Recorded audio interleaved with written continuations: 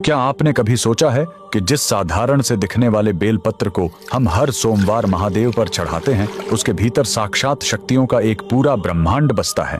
आखिर एक बेल के पत्तों में ऐसा क्या है कि उसे चढ़ाते ही महादेव का रौद्र रूप शांत हो जाता है? स्कंद पुराण में छिपा है वो रहस्य जो बताता है कि बेलपत्र कोई साधारण वनस्पति नहीं, बल्कि माता पार्वती के पसीने की बूंदों से जन्मा एक दिव्य कवच है। वीडियो के अंत तक बने रहना, क्योंकि आखिरी हिस्सा आपको बताएगा कि बेलपत्र के 3 पत्ते असल में किन 3 महाशक्तियों का प्रतीक हैं। इस अलौकिक गाथा का आरंभ होता है मंदराचल पर्वत से, जहां माता पार्वती कठिन तपस्या में लीन थीं। तप की अग्नि इतनी प्रचंड थी कि उनके मस्तक से पसीने की कुछ बूंदें धरती की कोख में जा गिरी। उन्हीं दिव्य बूंदों के अंश से एक अद्भुत वृक्ष उत्पन्न हुआ, जिसे स्वयं माता पार्वती ने बिल्व वृक्ष का नाम दिया। लेकिन रुकिए, इस वृक्ष की असल शक्ति इसके बाहरी रूप में नहीं, बल्कि इसके कण कण में बसे देवत्व में है। स्कंद पुराण के अनुसार बेल वृक्ष की जड़ों में स्वयं माता गिरिजा और राधा रानी का वास है। इसके तने में देवी महेश्वरी निवास करती हैं, तो इसकी शाखाओं में दक्षायणी की शक्ति बहती है।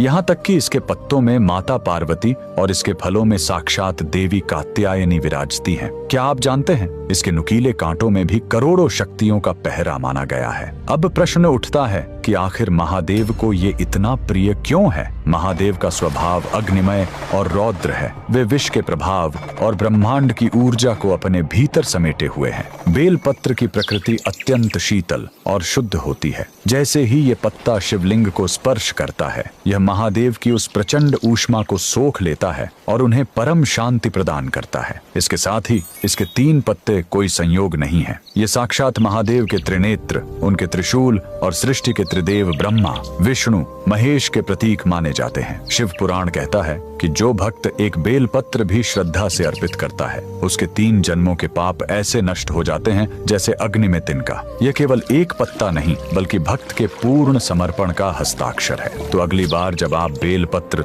तोड़े या चढ़ाएं, तो याद रखें, आप प्रकृति का एक अंश नहीं, बल्कि साक्षात शक्ति का स्वरूप महादेव को सौंप रहे हैं। अगर आप भी महादेव की इस दिव्य शीतलता के भक्त हैं, तो कमेंट्स में हर हर महादेव जरूर लिखें।